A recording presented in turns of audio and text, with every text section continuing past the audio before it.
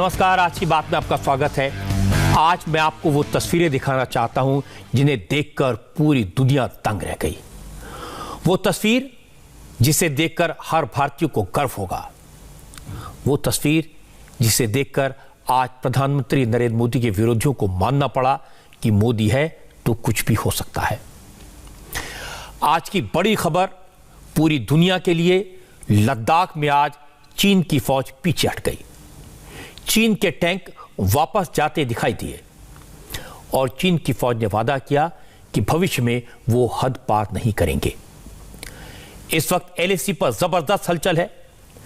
Eastern Ladakh में Chinese PLA पीछे हटने लगी है और इसे कंफर्म करने वाली तस्वीरें भी आ गई हैं।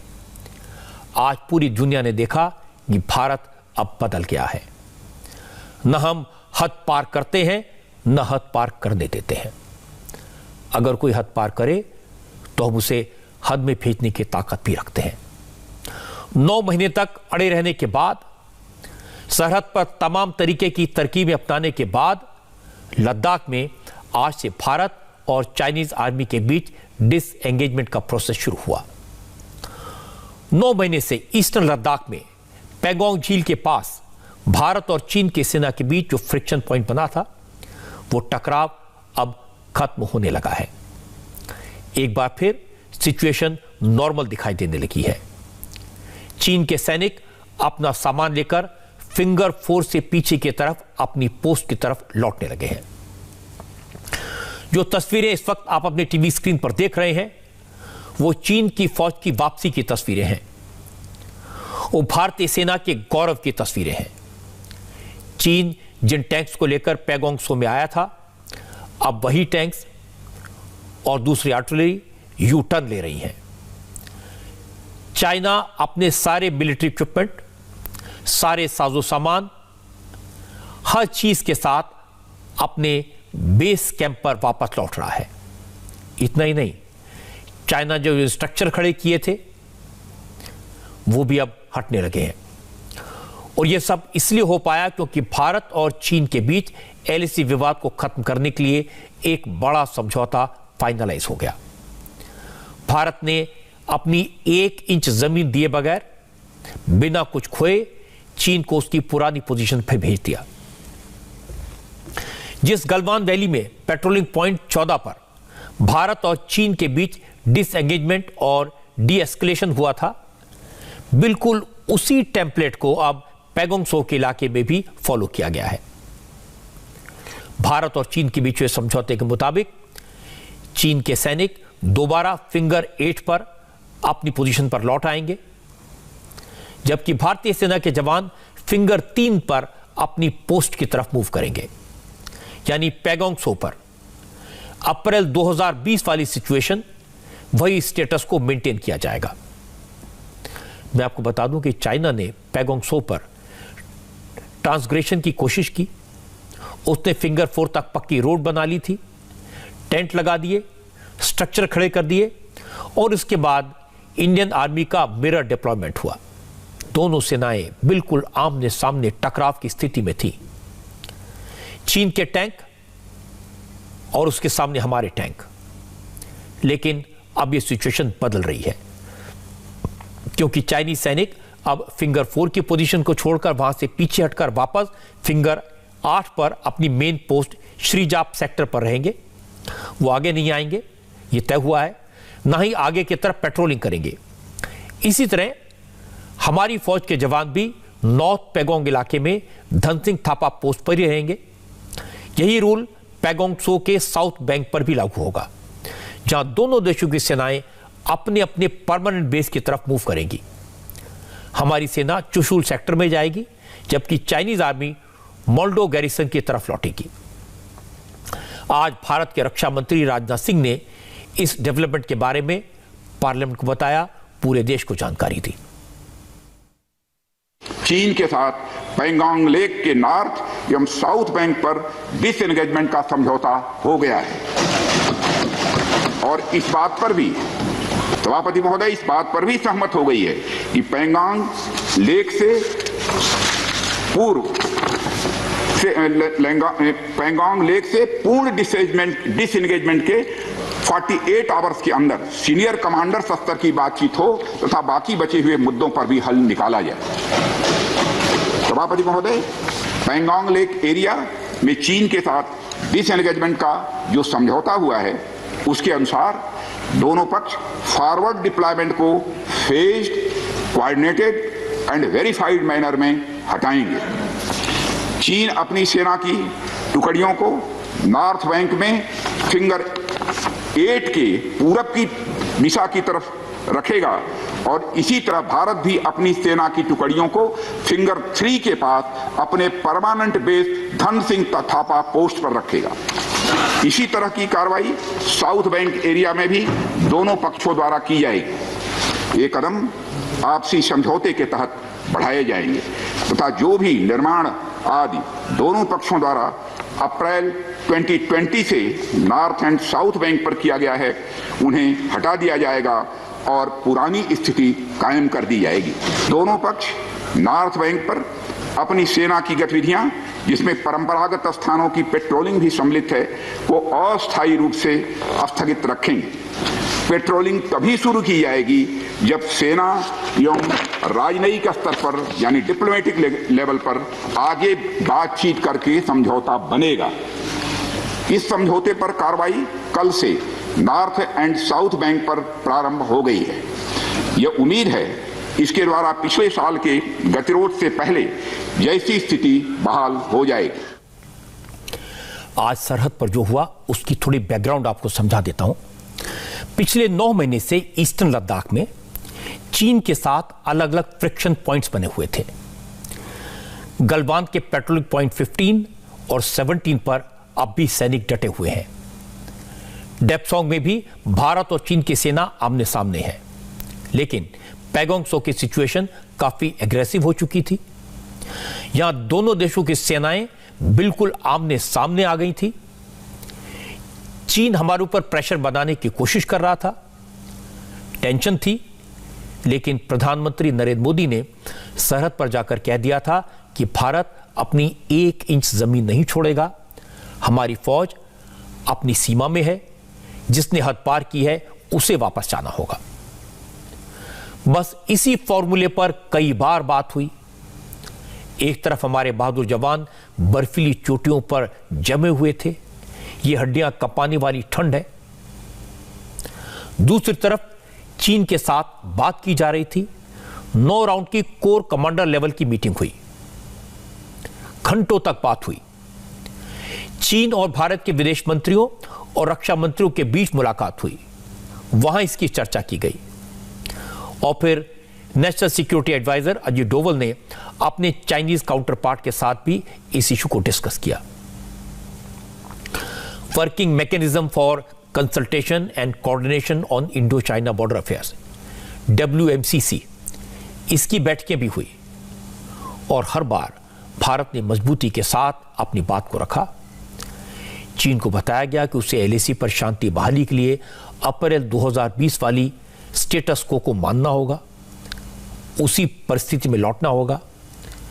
अगर ऐसा नहीं हुआ तो फिर इसका असर दोनों देशों के रिश्तों पर पड़ेगा।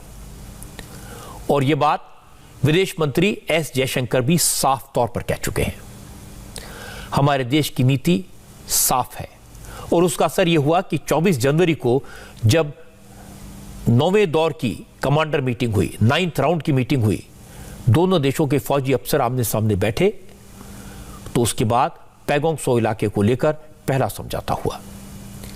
चीन को झुकना पड़ा, जिद छोड़नी पड़ी। भारत ने बिना कुछ गंवाए चीन को बैकफुट पर अपने बेस कैंप की तरफ जाने के लिए मजबूर कर दिया। इस बातचीत में हमने कुछ भी खोया नहीं है सभापति महोदय। सदन को यह भी जानकारी देना चाहता हूं, अभी भी LAC पर डिप्लॉयमेंट तथा पेट्रोलिंग के बारे में कुछ आउटस्टैंडिंग इशूज बचे हुए हैं। इन पर हमारा ध्यान आगे की बातचीत में रहेगा। दोनों पक्ष इस बात पर सहमत हैं कि बाइलेटरल एग्रीमेंट्स तथा प्रोटोकॉल के तहत पूर्ण डिसएंगेजमेंट जल्द से जल्द कर लिया जाए। अब तक की बातचीत के बाद चीन भी देश की संप्रभुता की रक्षा के हमारे संकल्प से पूरी तरह और अच्छी तरह अवगत है। हमारी यह भी अपेक्षा है कि चीन द्वारा हमारे साथ मिलकर बचे हुए मुद्दों को हल करने का पूरी गंभीरता के साथ प्रयास किया जाएगा। बातचीत के लिए हमारी स्ट्रेटेजी तथा अप्रोच माननीय प्रधानमंत्री जी के इस दिशा निर्देश पर आधारित है कि हम अपनी 1 इंच जमीन भी किसी और को नहीं लेने देंगे। मैं इस बात से भी पूरी तरह से आश्वस्त हूं कि यह पूरा सदन, चाहे कोई किसी भी दल का क्यों न हो, देश की संप्रभुता, एकता और अखंडता और सुरक्षा के प्रश्न पर एक साथ खड़ा है और एक स्वर से समर्थन करता है कि यह संदेश केवल भारत की सीमा तक ही सीमित नहीं रहेगा, बल्कि पूरे विश्व को जाएगा। लेकिन एक कड़वा सच ये भी है कि चीन की कथनी और करनी में फर्क है। यह हमारा अब तक अनुभव है। चीन पर भरोसा नहीं किया जा सकता। इसलिए आज डिफेंस मिनिस्टर ने साफ साफ कहा, इस समझौते के 48 घंटे के बाद सीनियर अफसरों की दोबारा मीटिंग होगी, जिसमें बाकी इश्यूज को एड्रेस किया जाएगा। राजनाथ सिंह ने कहा, चीन को साफ साफ समझा दिया गया है कि उसे LAC का सम्मान करना होगा, यूनिलैटरली स्टेटस को बदलने की कोशिश नहीं होनी चाहिए और सभी एग्रीमेंट्स का पूरे तरीके से पालन होना चाहिए। रक्षा मंत्री ने कहा, पिछले 9 महीने में हमारे जवान लद्दाख में फ्रिक्शन पॉइंट्स पर डटे हुए हैं और अब भी स्ट्रेटेजिक पोजीशन पर ऊंचाई की तरफ मौजूद हैं। भारतीय सेनाओं ने इन सभी चुनौतियों का डटकर सामना किया है सभापति महोदय, तथा अपने शौर्य और बहादुरी का परिचय पेंगांग त्सो के साउथ एवं नॉर्थ बैंक पर दिया है। सामरिक दृष्टि से महत्वपूर्ण कई क्षेत्रों को चिन्हित कर हमारी सेनाएं कई पहाड़ियों के ऊपर तथा हमारे दृष्टिकोण से उपयुक्त अन्य क्षेत्रों पर भी मौजूद हैं। भारतीय सेनाएं अत्यंत बहादुरी से लद्दाख की ऊंची दुर्गम पहाड़ियों तथा कई मीटर बर्फ के बीच में भी सीमाओं की रक्षा करते हुए अडिग हैं और इसी कारण हमारा एज बना हुआ है। सभापति महोदय, हमारी सेनाओं ने इस बार भी यह साबित करके दिखाया है कि भारत की संप्रभुता एवं अखंडता की रक्षा करने में वे सदैव हर चुनौती से लड़ने के लिए तत्पर हैं और अनवरत कर रहे हैं।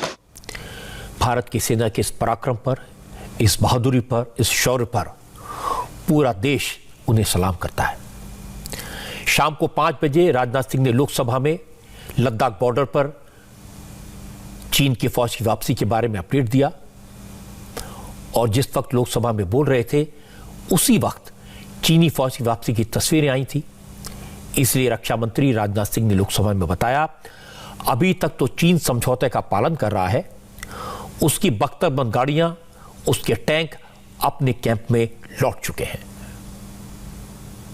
सदन को इस बात की भी मैं जानकारी देना चाहता हूं कि मेरी अभी तक की जानकारी, माने स्टेटमेंट देने के लिए जब मैं सदन में आ रहा था तब तक की जो जानकारी है, मेरी अभी तक की जानकारी के अनुसार जो समझौता हुआ है उसका क्रियान्वयन अभी तक, मैं फिर से दोहरा, अभी तक ठीक तरीके से हो रहा है। अभी तक दोनों तरफ से सारी बख्तरबंद गाड़ियां अपने परमानेंट बेस पर वापस जा चुकी हैं। आज जो हुआ ये एक बहुत बड़ी बात है।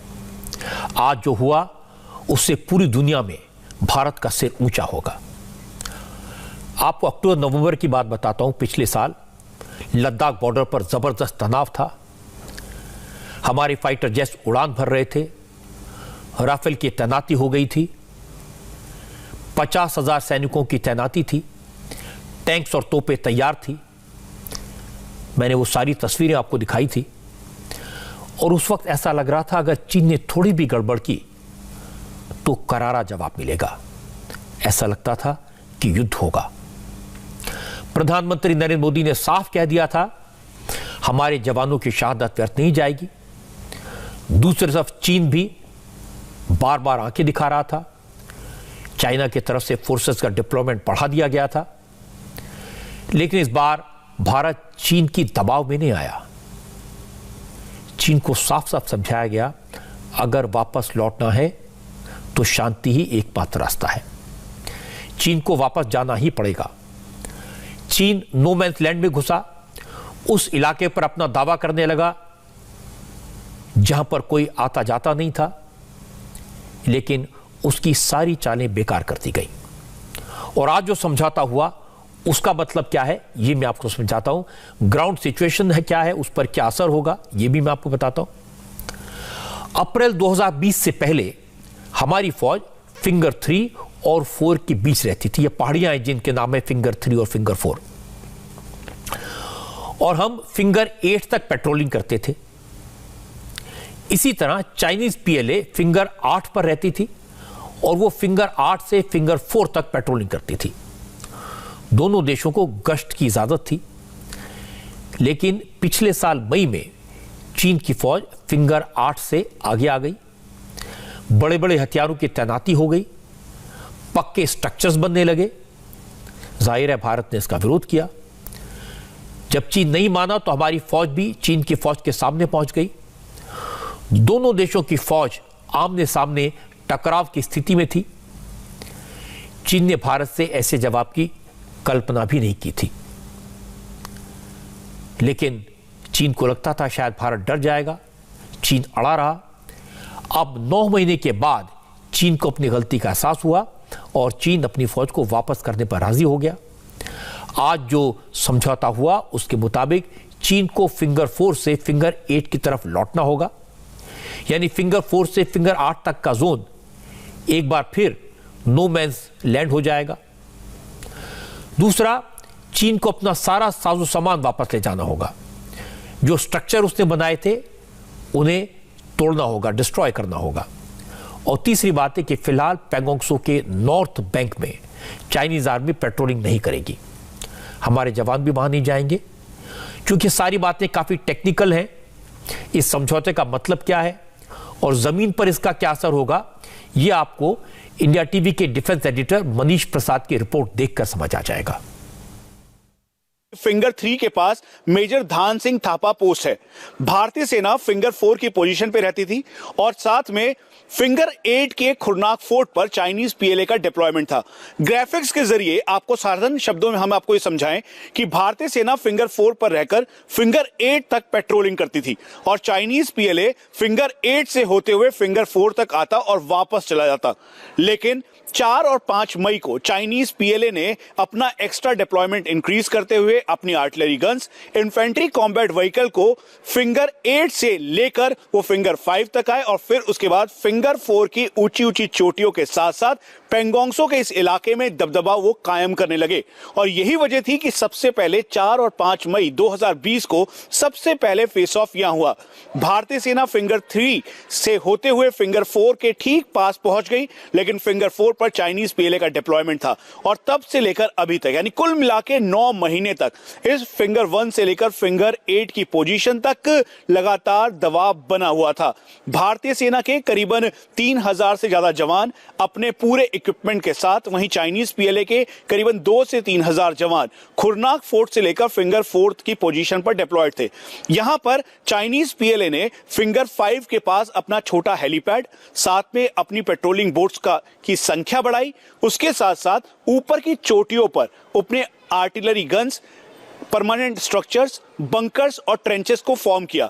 इसी को काउंटर करते हुए भारतीय सेना ने फिंगर 4 के ठीक ऊपर की पोजीशन पर यानी चाइनीज पीएलए से करीबन 100 फीट की ऊंचाई पर भारतीय सेना के स्पेशल फ्रंटियर फोर्स और सेना के जवानों ने अपना डिप्लॉयमेंट किया और फिर वो सीधे तरीके से फिंगर 4 से लेकर फिंगर 8 तक की पोजीशन को डोमिनेट करने लगे और यहीं से पूरा का पूरा गेम चेंज हो गया और चाइनीज पीएलए एक बार फिर से टेबल टॉक्स के लिए तैयार हुआ। दरअसल अब डिसएंगेजमेंट के बाद दोनों सेनाएं अपनी अपनी पोजीशन पे जाएंगी, अप्रैल 2020 के स्टेटस को मेंटेन करेंगी। यानी भारतीय सेना फिंगर 3 की पोजीशन पे जाकर मेजर धान सिंह थापा पोस्ट पर अपना डिप्लॉयमेंट रखेगी। वहीं चाइनीज पीएलए अब फिंगर 8 से पीछे यानी शिंजाब और खुरनाक फोर्ट की तरफ अपने डिप्लॉयमेंट के साथ होगा।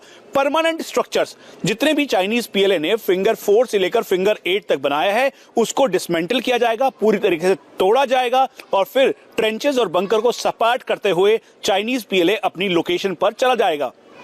तो ये वो तस्वीर है जिसका जिक्र आज डिसएंगेजमेंट के तौर पर रक्षा मंत्री राजनाथ सिंह ने संसद में किया।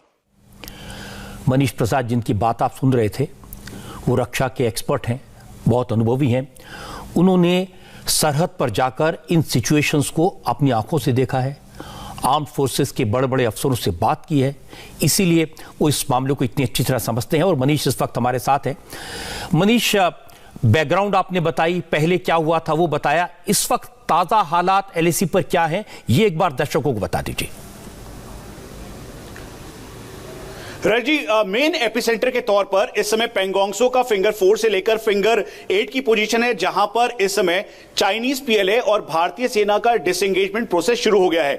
इंडिया टीवी को मिली जानकारी के मुताबिक, आर्मी के टॉप सोर्सेज के मुताबिक, जो पेंगोंगसो का इलाका है वहां से फिंगर 4 की पोजीशन से पीछे हटते हुए चाइनीज पीएलए इस समय फिंगर 6 पर है और अगले 48 घंटे में वो फिंगर 8 की पोजीशन पर जाएंगे। जो स्ट्रक्चर है उसको डिसमेंटल जल्द किया जाएगा। वहीं दूसरी तरफ साउथ ऑफ पेंगोंगसो में, जिसमें रचेल्ला, मुकपारी, कोंकाला, कोगरान नाला और ये जो पूरा एरिया है, दरअसल यहां की तस्वीरें साफ बताती हैं और टॉप सोर्सेज ये भी बता रहे हैं कि जो आर्मर्ड कंपोनेंट था, जिसमें ZT-96 चाइनीज पीएलए का टैंक, ZT-15 चाइनीज पीएलए का जो लाइट टैंक है, उनको उन्होंने पूरी तरह से पीछे किया है और वो एक बार फिर से मोल्डो की तरफ गए हैं। तो मेन एपिसेंटर के तौर पर स्पांगूर गैप, साथ में रिचेल्ला, मुकपारी, कोंकाला, कोगरान नाला, ये वो एरियाज हैं जहां से चाइनीज पीएलए ने अपने आर्मर्ड यानी अपने टैंकों को पीछे किया है। इन्फेंट्री कॉम्बैट व्हीकल को पूरी तरीके से पीछे कर रचेल्ला और मुकपारी का एरिया खाली कर दिया है। अभी तक यहां पर सैनिकों की तादाद है,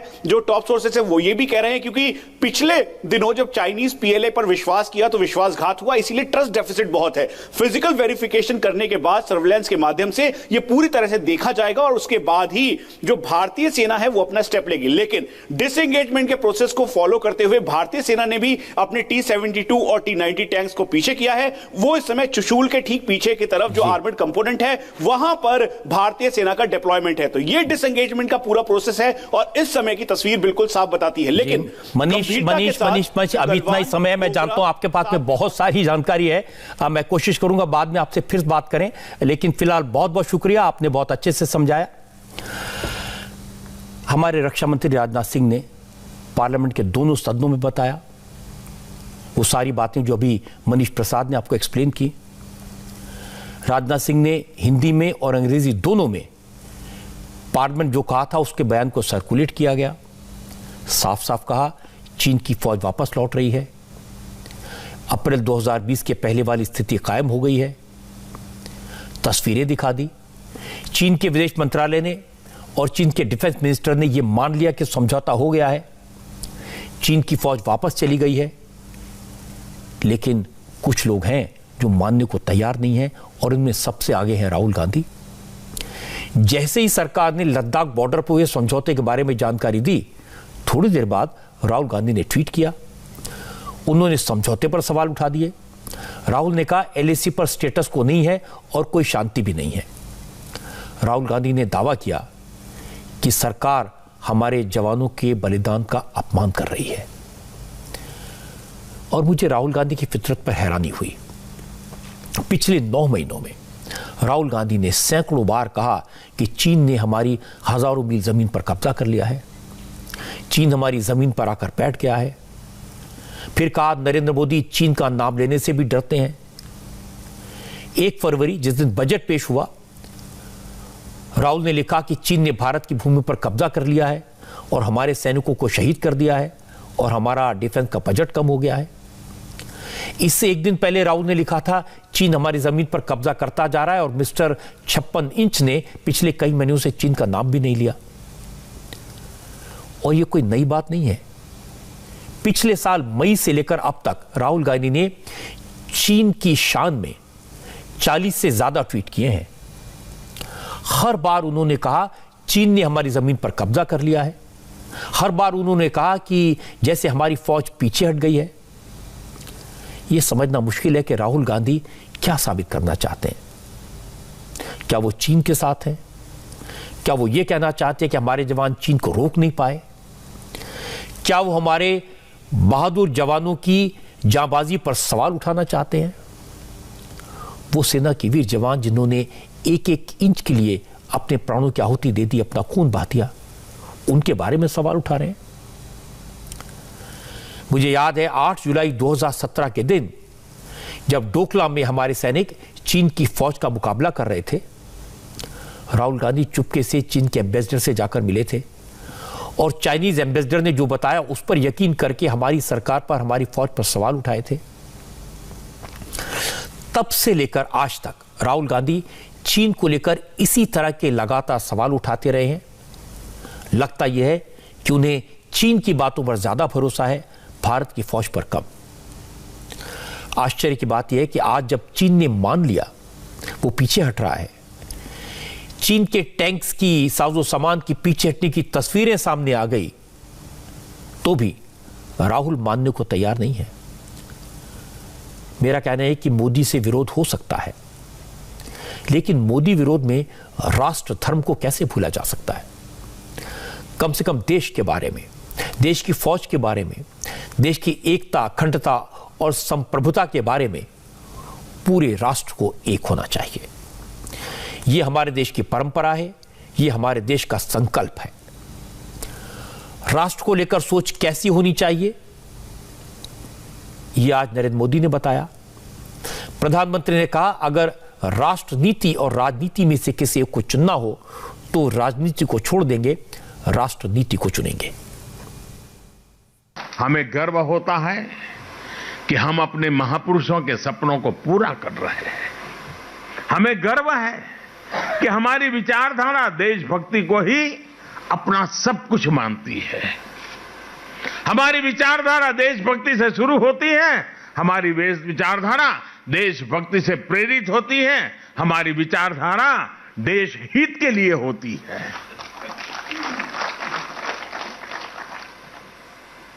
हम उसी विचारधारा में पले हैं जो विचारधारा राष्ट्र प्रथम, नेशन फर्स्ट की बात करती है।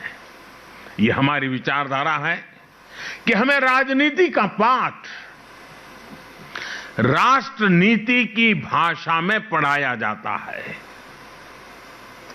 हमारी राजनीति में भी राष्ट्र नीति सर्वोपरि है। हमें राजनीति और राष्ट्र नीति में से एक स्वीकार करना होगा, तो हमें संस्कार मिले हैं राष्ट्र नीति को स्वीकार करना, राजनीति को नंबर 2 पे रखना। साथियों, आज जब देश में इतने सकारात्मक बदलाव हो रहे हैं, पूरी दुनिया में भारत का कद बढ़ रहा है, तो कौन भारतीय होगा, कौन इस मां का लाल होगा जिसको गौरव न होता हो, उसका सीना चौड़ा न होता हो, उसका माथा ऊंचा न होता हो। आज विश्व भर में फैला हुआ भारतीय समुदाय जिस गर्व के साथ जी रहा है, उसका कारण भारत में हो रही गतिविधि है। यह बात तो सच है कि पिछले 1 साल से चीन की गतिविधियों को लेकर, चीन के इरादों को लेकर सबके मन में चिंता थी। क्या चीन ने हमारी सीमाओं पर चौकियां बना ली हैं? यह सवाल था। क्या चीन ने भारत की सरहद पर सड़कें बनाकर अपनी पोजीशन मजबूत कर ली है? फिर सवाल उठा, क्या चीन हमारी सीमा में घुस आया है? और सबसे बड़ा सवाल तो यह था, क्या चीन भारत से युद्ध चाहता है? एक और अहम सवाल, क्या हमारी फौज चीन को रोक पाएगी? ये सवाल इसलिए उठते थे क्योंकि 1962 में चीन से हम मात खा चुके हैं। तब चीन ने भारत के जमीन पर कब्जा कर लिया था, लेकिन इस बार चीन को समझ आ गया उसका मुकाबला एक नए भारत से है, ऐसे भारत से जो अपने दुश्मन को धूल चटाने में सक्षम है। पूरे देश को भरोसा है अपनी फौज की बहादुरी पर, उसकी शक्ति पर और उसकी तैयारी पर, और पूरा देश एक होकर फौज के पीछे खड़ा है। नरेंद्र मोदी ने चीन को बता दिया, अब भारत बदल चुका है। ये नया भारत न झुकेगा न पीछे हटेगा। मोदी ने पहले डिप्लोमेटिकली और फिर चीन से बिजनेस और व्यापार रोककर, आईटी सेक्टर में पाबंदियां लगाकर, दुनिया के बड़े बड़े देशों को अपने साथ लेकर चीन को यह सोचने के लिए मजबूर कर दिया कि मोदी के इंडिया से लड़ने में कोई फायदा नहीं है। पूरी दुनिया भारत के साथ खड़ी है। पूरी दुनिया भारत के पराक्रम के साथ खड़ी है, शौर्य के साथ खड़ी है। आज इसीलिए चीन के पीछे हटने की शुरुआत हुई, क्योंकि पूरी दुनिया में इससे भारत का मान बढ़ा है। इसे पूरे देश को समझने की जरूरत है। और चीन कोई साधारण मुल्क नहीं है, वो एक शक्तिशाली देश है, दुनिया की सुपर पावर है। उसे एक बात समझ आ गई कि भारत ने अपनी 1 इंच जमीन पर भी उसको कब्जा नहीं करने देगा। यह आज पूरी दुनिया ने देखा और यह आज पूरी दुनिया ने समझा। और यही बात साबित करते कि भारत दुनिया की महाशक्ति है। हमारी फौज का पराक्रम, हमारी फौज की तैयारी दुनिया में किसी से कम नहीं है। एक तरफ आज भारत ने चीन को अपनी ताकत का एहसास कराया, दूसरी तरफ आज भारत सरकार ने दुनिया के बड़े बड़े मीडिया प्लेटफॉर्म्स को, सोशल मीडिया को सख्त लहजे में कहा, बिजनेस करना है तो करो, लेकिन भारत के संविधान के दायरे में रहना होगा, भारत के कानून को मानना होगा। अगर कानून के दायरे से निकलने की कोशिश की, देश को बदनाम करने की कोशिश की, तो सरकार सबक सिखा सकती है। आज किसान आंदोलन को लेकर अफवाह फैलाने, झूठ फैलाने के सवाल पर electronics and IT minister Ravishankar Prasad ने social media platform micro blogging site Twitter को सख्त चेतावनी दी। रविशंकर प्रसाद ने कहा, जिन ट्विटर हैंडल से भड़काऊ और आपत्तिजनक ट्वीट्स पोस्ट किए गए थे, किसान आंदोलन को लेकर हिंसा भड़काने वाले हैशटैग चलाए गए थे, ट्विटर को उन सारे अकाउंट्स को ब्लॉक करना ही होगा। अगर ऐसा नहीं किया तो फिर ट्विटर कानून के हिसाब से कार्रवाई के लिए तैयार रहे। असल में भारत सरकार ने ट्विटर को 1400 से ज्यादा उन अकाउंट की लिस्ट सौंपी थी, जिनके जरिए किसान आंदोलन को लेकर अफवाहें फैलाई गई थी, लोगों को भड़काया गया था, सरकार को बदनाम करने की नीयत से बेसलेस हैशटैग्स चलाए गए थे। लेकिन ट्विटर ने सभी अकाउंट को सस्पेंड नहीं किया, अभी तक सिर्फ 500 अकाउंट्स पर ही एक्शन लिया। इसके बाद ट्विटर की तरफ से बयान जारी करके कहा गया, क्योंकि हम बोलने और अभिव्यक्ति की आजादी के पक्षधर हैं, इसलिए हमने जर्नलिस्टों, नेताओं और एक्टिविस्ट के अकाउंट पर एक्शन नहीं लिया।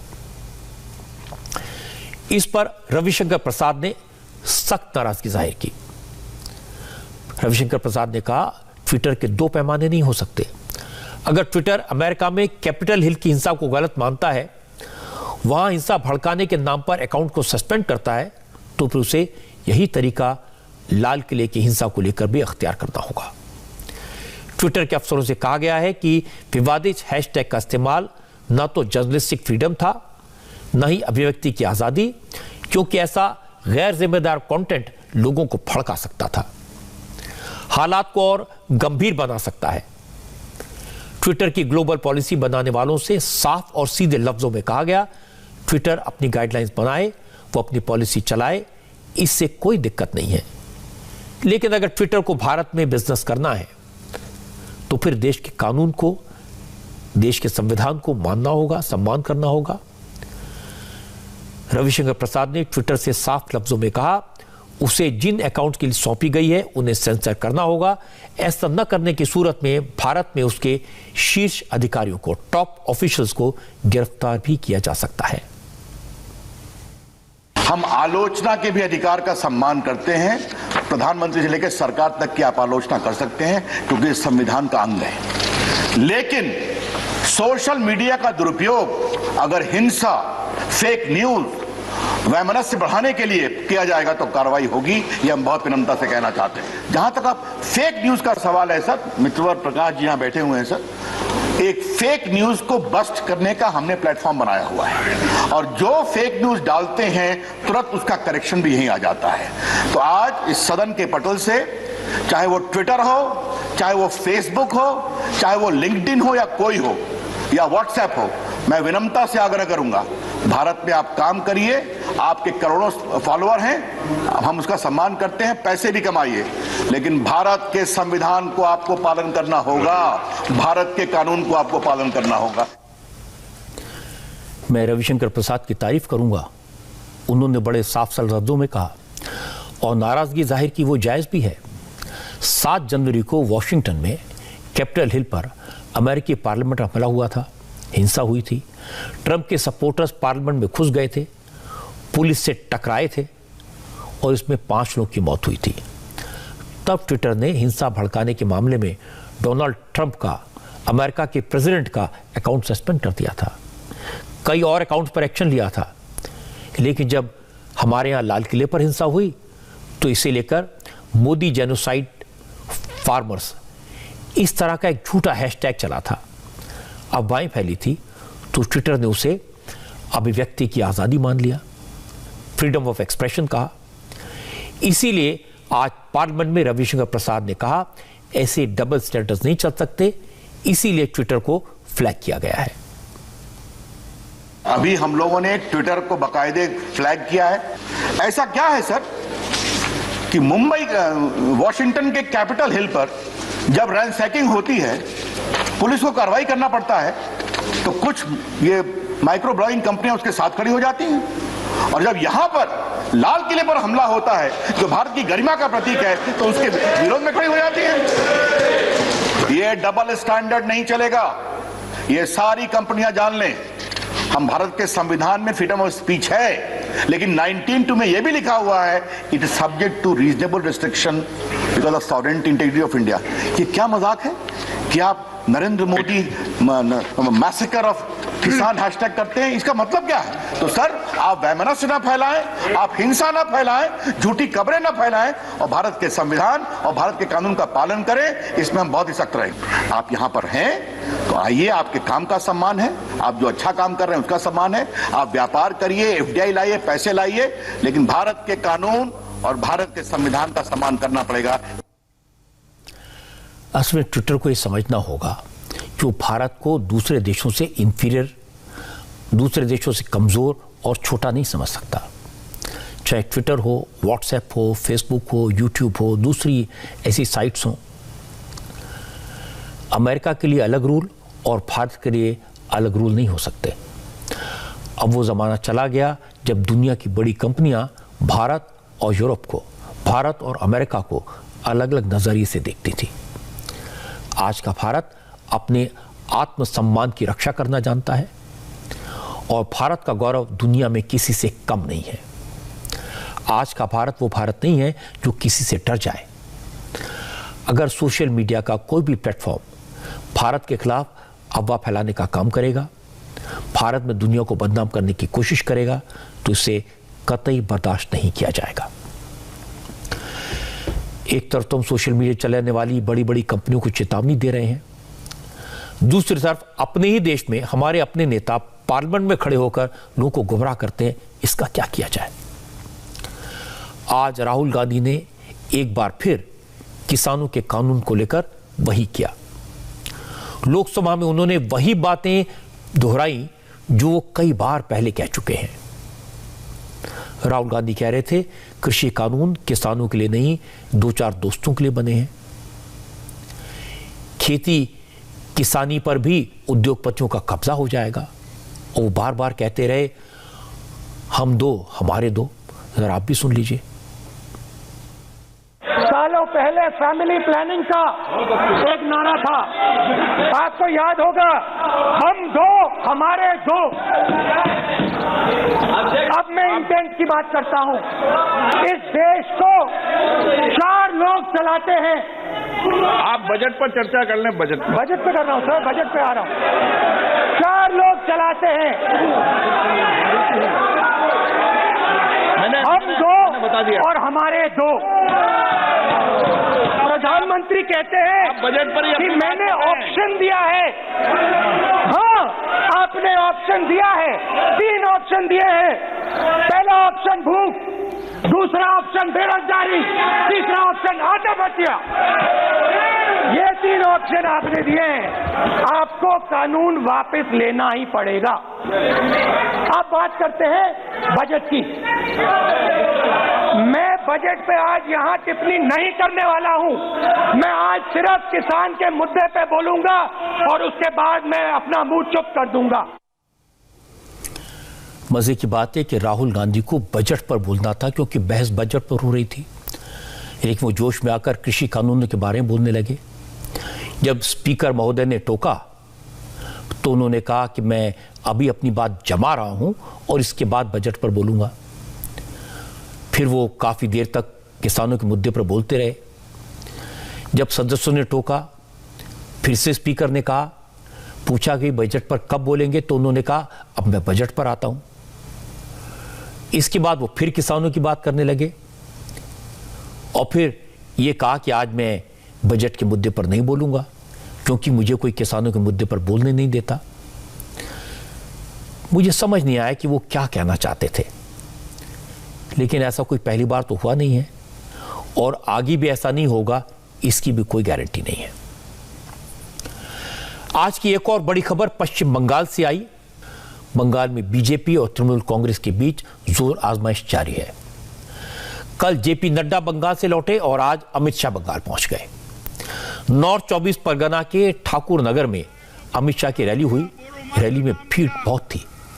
उन्होंने एक बहुत बड़ा भीड़ की तस्वीरों को शेयर करते हुए अमित शाह ने लिखा, पश्चिम बंगाल ने अब क्लियर कर दिया है कि अगली सरकार बीजेपी की बनेगी। ठाकुर नगर से पहले कूच बिहार में भी अमित शाह ने पब्लिक मीटिंग की। यहां उन्होंने कहा कि ममता बनर्जी ने बंगाल में जिस तरह से तुष्टीकरण का, अपीजमेंट का रास्ता अपनाया, उसी का नतीजा है कि अब बंगाल में गली गली में जय श्री राम का नारा गूंज रहा है। अमित शाह ने कहा, ममता बनर्जी भले ही आज जय श्री राम का नारा सुनकर नाराज हो जाती हो, लेकिन चुनाव खत्म होने तक वो भी जय श्री राम का नारा लगाने लगेंगी।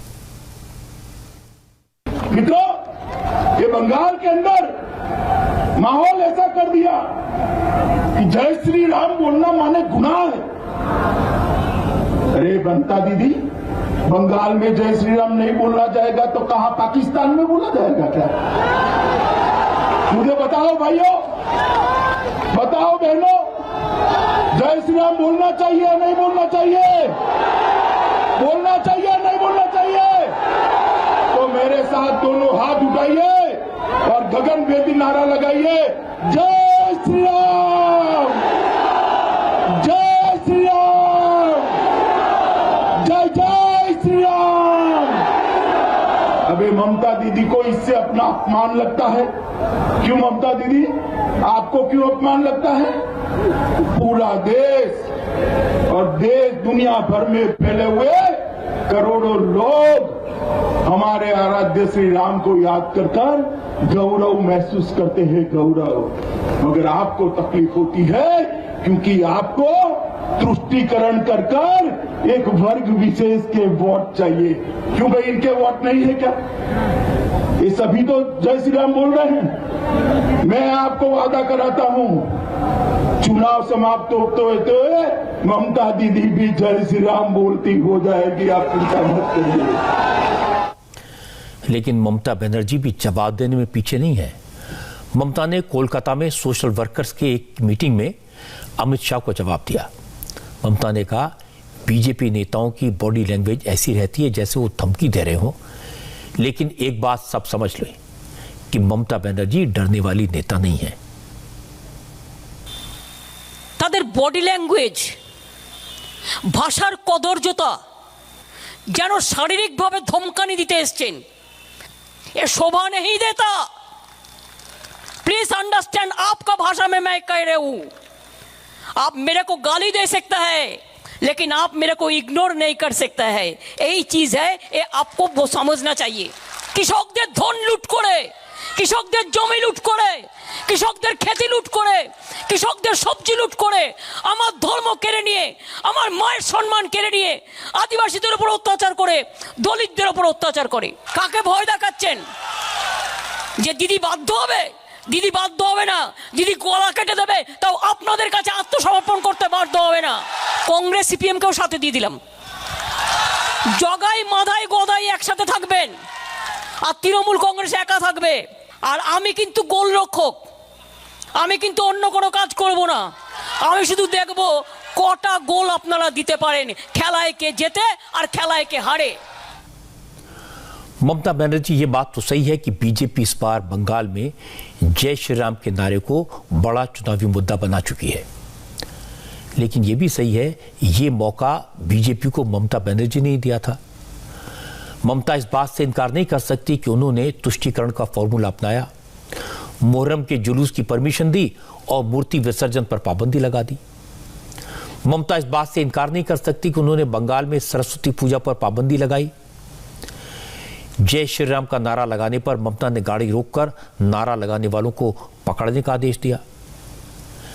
जैसे जैसे ऐसी घटनाएं घटती गईं, बीजेपी को मौका मिलता गया और अब बीजेपी ने जय श्री राम को और तुष्टीकरण को एक बड़ा इशू बनाया है।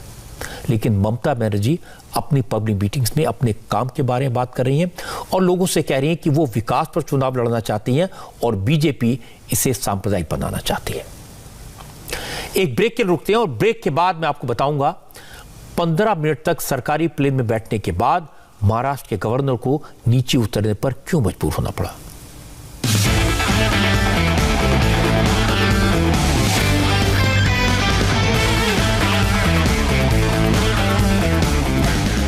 यार चिंटू, तेरा राजनीति में स्तर कितना गिर सकता है, इसका एक और उदाहरण आज महाराष्ट्र में मिला। सरकार और गवर्नर के बीच टकराव इतना बढ़ गया कि गवर्नर को नीचा दिखाने की कोशिश की गई, वो भी एक छोटी बात पर। राज्यपाल भगत सिंह कोश्यारी सरकारी विमान से देहरादून जा रहे थे। जब वो प्लेन में बैठ गए, 15 मिनट तक टेक ऑफ का इंतजार करते रहे। पायलट ने बताया कि सरकार ने उन्हें इस प्लेन के इस्तेमाल की मंजूरी नहीं दी है। असल में महाराष्ट्र के गवर्नर भगत सिंह कोश्यारी को आईएएस एकेडमी के प्रोग्राम में शामिल होने के लिए मसूरी जाना था। गवर्नर के स्टाफ ने 9 दिन पहले महाराष्ट्र की चीफ सेक्रेटरी और मुख्यमंत्री के कार्यालय को इस कार्यक्रम की जानकारी दे दी थी। सरकारी विमान के इस्तेमाल की फॉर्मल परमिशन मांगी थी, लेकिन उन्हें कोई जवाब नहीं मिला। लेकिन चूंकि ये सिर्फ एक फॉर्मेलिटी होती है, इसलिए गवर्नर भगत सिंह कोश्यारी तय प्रोग्राम के हिसाब से मुंबई एयरपोर्ट पहुंचे, प्लेन में बैठ गए। 15 मिनट बाद उन्हें बताया गया कि प्लेन टेक ऑफ नहीं कर सकता क्योंकि राज्य सरकार ने इसे परमिशन नहीं दी है। इसके बाद गवर्नर ने एक प्राइवेट एयरलाइन में टिकट बुक कराया और कमर्शियल फ्लाइट से देहरादून गए। इस घटना पर सियासत हुई। बीजेपी ने कहा कि महाराष्ट्र सरकार जो कर रही है वो ठीक नहीं है, इस तरह का व्यवहार संविधान की परंपराओं के खिलाफ है। ये बहुत ही गलत बात हुई है, क्योंकि केवल वो व्यक्ति नहीं है, महाराष्ट्र के वो राज्यपाल है और हमारे संविधान में किसी भी राज्य के प्रमुख राज्यपाल होते हैं, वो चीफ मिनिस्टर और मिनिस्टर्स को अपॉइंट करता है, ऐसा संविधान कहता है।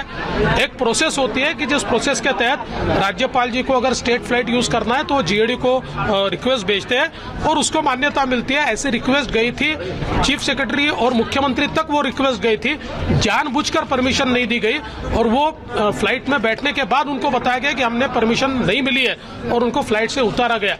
इतनी इगोइस्टिक सरकार मैंने इससे पहले कभी नहीं देखी। केवल ईगो की खातिर ये काम चल रहा है और मैं सरकार को बताना चाहता हूँ, ये उनकी प्राइवेट प्रॉपर्टी थोड़ी है। ये कोई प्राइवेट प्रॉपर्टी है क्या? मंत्रियों की, मुख्यमंत्री की या सरकार की प्राइवेट प्रॉपर्टी थोड़ी है। तो प्राइवेट प्रॉपर्टी जैसे ये ट्रीट कर रहे हैं, ये बिल्कुल गलत बात है और महाराष्ट्र के इतिहास में काला पन्ना है। गवर्नर को सरकारी विमान इस्तेमाल करने की परमिशन क्यों नहीं दी गई, इसका संकेत शिवसेना के एमपी संजय राउत ने दिया। संजय राउत ने कहा, गवर्नर से पूछना चाहिए उन्होंने एमएलसी के नामों की फाइल 2 महीने से क्यों लटका रखी है। ऐसा करना कैबिनेट का अपमान है। इतनी निचले स्तर की राजनीति करने वाले हम लोग नहीं है कि वो 12 नामों के ऊपर उसने मोहर नहीं उठाई इसलिए उनका फ्लाइट रोका गया। ऐसा हम नहीं करेंगे।